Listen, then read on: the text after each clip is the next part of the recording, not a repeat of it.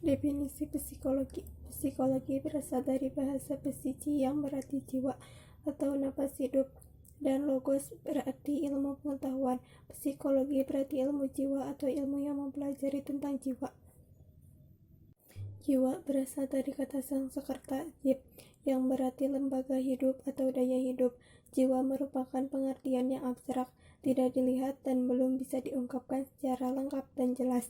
Beberapa ahli mempelajari jiwa atau psikis dan gejala-gejala yang dilakukan oleh keberadaan psikis tersebut.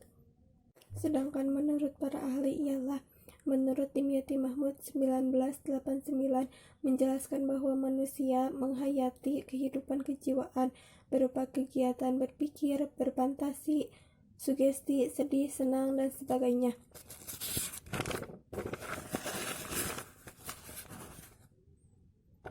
Dalam Ensiklopedia Nasional Indonesia Jilid 3 1990 dinyatakan bahwa psikologi adalah ilmu yang mempelajari perilaku manusia dan binatang, baik yang dapat dilihat secara langsung maupun yang tidak dilihat secara langsung.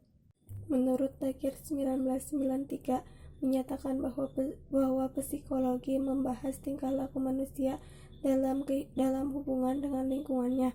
Menurut Muhyiddin Syah 2001 menyimpulkan bahwa psikologi adalah ilmu pengetahuan yang mempelajari tingkah laku terbuka dan tertutup pada manusia, baik secara individu maupun kelompok. Pada hakikatnya, tingkah laku manusia itu sangat luas. Semua yang dialami dan dilakukan manusia dipenuhi oleh berbagai tingkah laku, semenjak bangun tidur sampai tidur kembali. Definisi pendidikan. Pendidikan berasal dari kata didik. Mendidik berarti memelihara dan membentuk. Latihan dalam KBBI 1991. Pendidikan diartikan sebagai proses pengubahan sikap dan tata laku seorang atau sekelompok orang dalam usaha mendewasakan manusia melalui upaya pengajaran dan pelatihan. Purwakawatja dan Harahap dalam Wibinsa 2001 menyatakan bahwa pendidikan merupakan usaha secara sengaja dari orang dewasa untuk meningkatkan kedewasaan yang selalu diartikan sebagai kemampuan untuk bertanggung jawab terhadap segala perbuatan.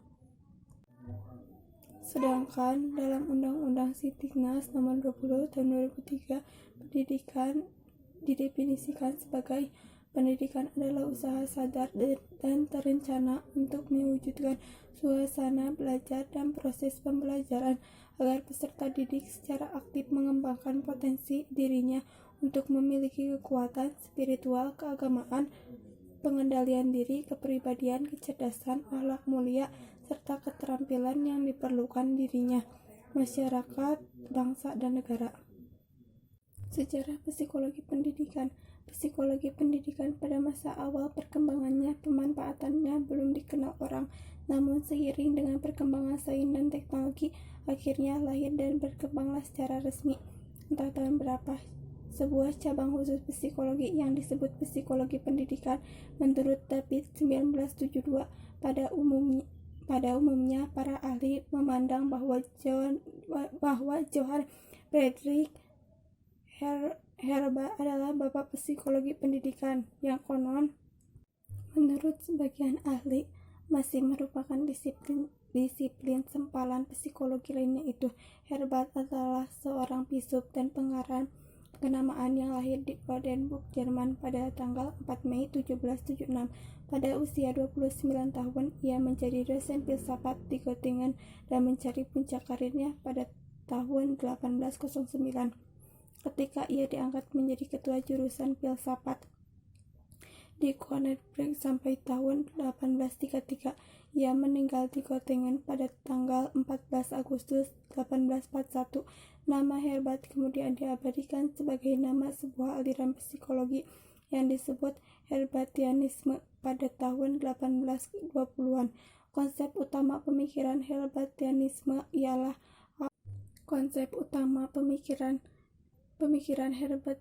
Herbartianisme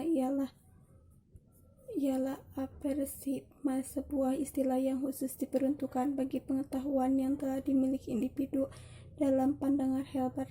Proses belajar atau memahami sesuatu bergantung pada pengenalan individu terhadap hubungan-hubungan antara.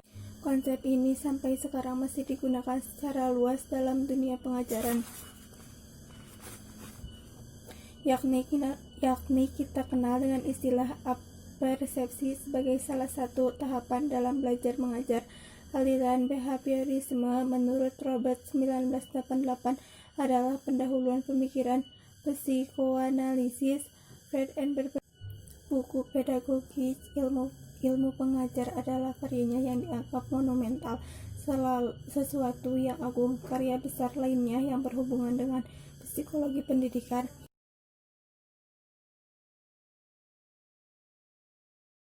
Teori-teori psikologi. 1. Teori belajar psikologi behavioristik. Teori belajar behavioristik dikemukakan oleh para psikolog behavioristik. Mereka ini sering disebut contemporary behavioristik atau juga disebut SR psikologi. Mereka berpendapat bahwa tingkah laku manusia itu dikendalikan oleh ganjaran reward atau penguatan dari lingkungan, dan demikian dalam tingkah laku belajar terdapat jalinan erat antara reaksi-reaksi behavioristik dengan stimulasinya. 2. Teori belajar psikologi kognitif. Dalam teori belajar ini berpendapat bahwa tingkah laku seorang tidak hanya dikontrol oleh reward dan reinforcement. Mereka ini adalah para ahli jiwa aliran kognitivis.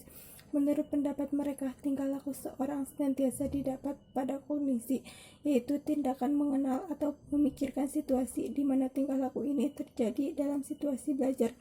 Seseorang terlibat langsung dalam situasi itu dan memperoleh insight untuk memecahkan masalah. Jadi kaum kognitif berpendapat bahwa tingkah laku seorang lebih bergantung kepada insight terhadap hubungan-hubungan yang ada di dalam suatu situasi.